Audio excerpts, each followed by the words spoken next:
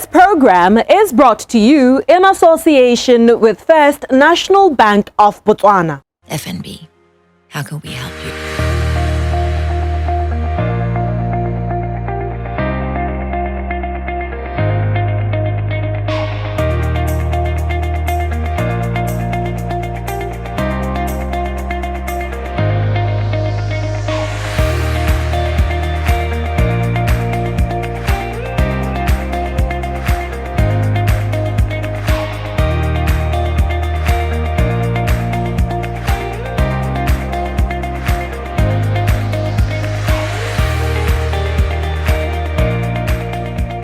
What is in the briefcase? We're only a few days away to the highly anticipated budget speech for the 2022-2023 financial year, where the Minister of Finance and Economic Development, Honorable Peggy Serame, will be making her inaugural budget announcement. This, of course, follows a challenging financial year, where the COVID-19 pandemic made a near-complete demolition of many economies around the world, including ours here in Botswana.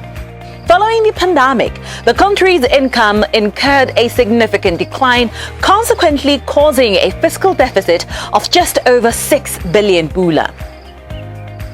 However, with the implementation of the Economic Recovery and Transformation Plan and about 7 billion pula allocated towards this in 2021, the country's economy is expected to bounce back. Well, that being so, the 2021-2022 budget speech made an acknowledgement of a 1.3% increase in the unemployment rate, which is expected to go higher following the end of the state of emergency last year. With that, it would be quite interesting to see how this year's budget will attempt to address these two critical issues and many others, such as education, economic diversification, and of course, ultimately reaching the ambitious high-income economic status vision. On that backdrop, we have invited to our platform economists Homolemo Basele and Emmanuel Njadingwe as captains of their industry to find out what they hope the 2022-2023 budget speech would focus on. But first, what do they consider to have been some of the biggest highlights and achievements from the previous national budget? Some of the biggest highlights that we've picked up from the budget draft paper have mainly revolved around mineral revenue.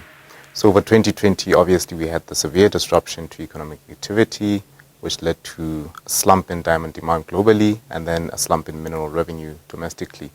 And this severely affected the government's ability to be able to deal with the health implications that COVID was having domestically, as well as try and support and relieve pressure on local households, especially within vulnerable communities, as well as businesses that are also suffering from reduced business and consumer activity.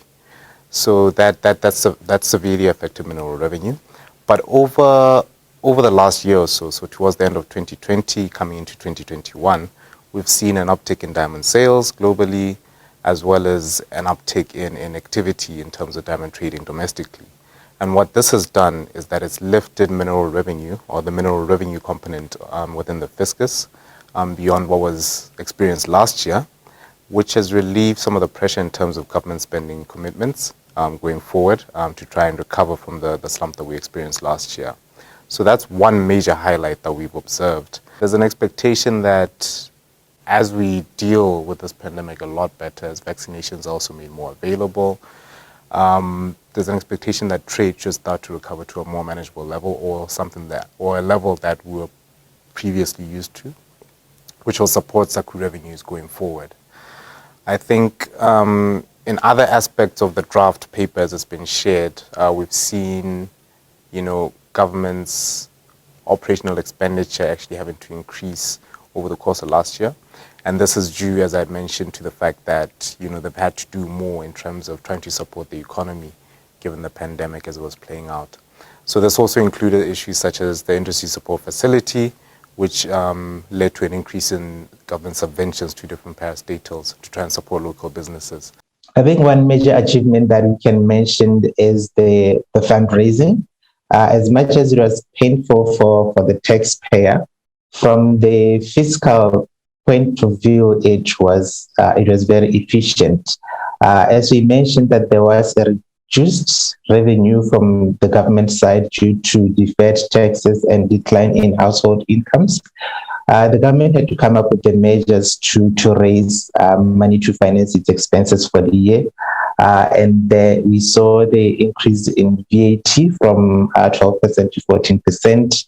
We saw the introduction of the sugar levy. We saw an increase in the fuel levy, and also saw a levy on second-hand import cars, which is very interesting. Let us now talk about your expectations, or your actual expectations of the 2022-2023 financial year, especially comparable to the previous one. I think the ERTP will be a major guiding tool for the government.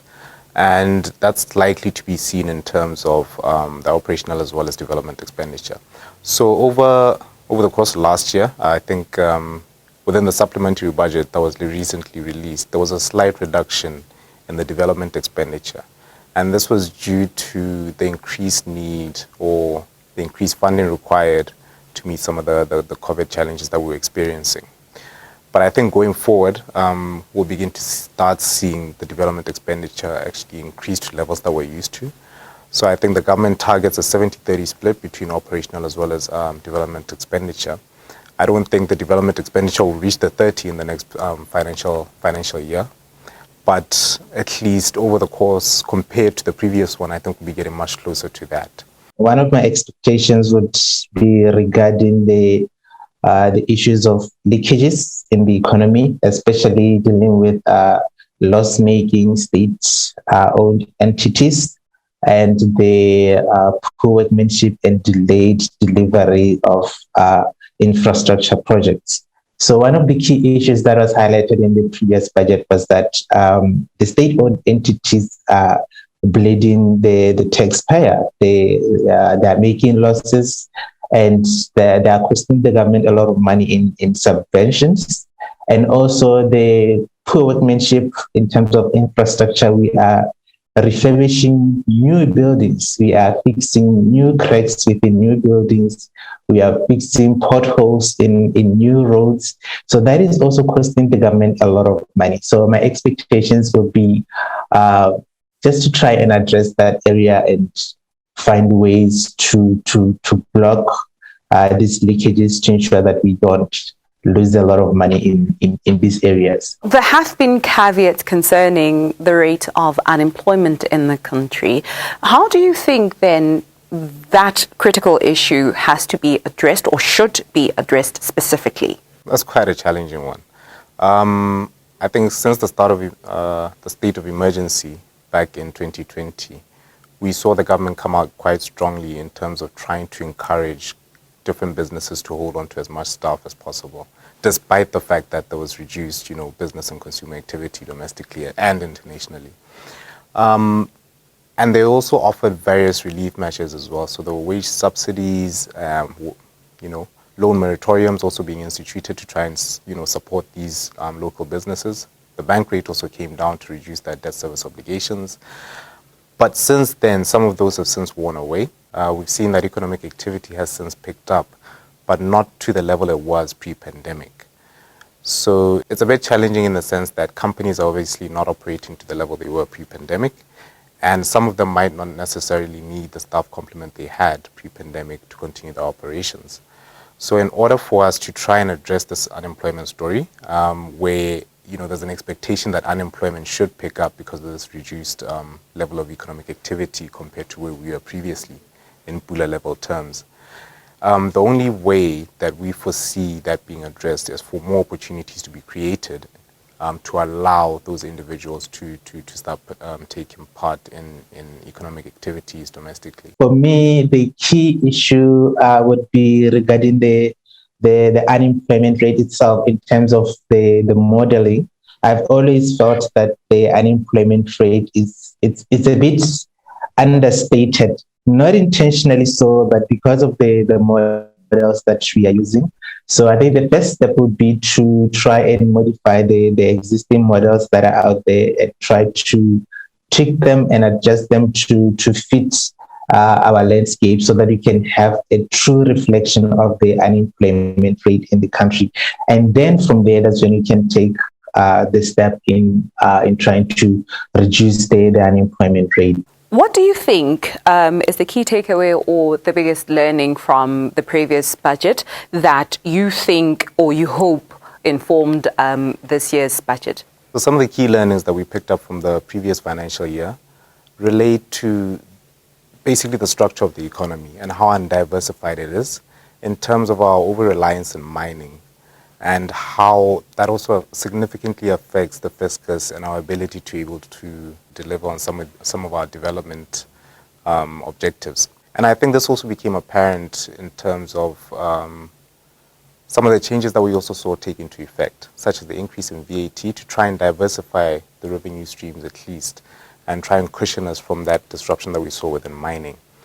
And, you know, even the ERTP in its nature to try and diversify the economy will also create or also allow for government revenues to also be diversified in terms of us seeing an uptick in non-mineral revenue. For me, the main takeaway is the zero-based budgeting approach. Starting from scratch is actually going to be a good step in trying to improve resource allocation and managing our resources more efficiently and allocating them to where they are most needed.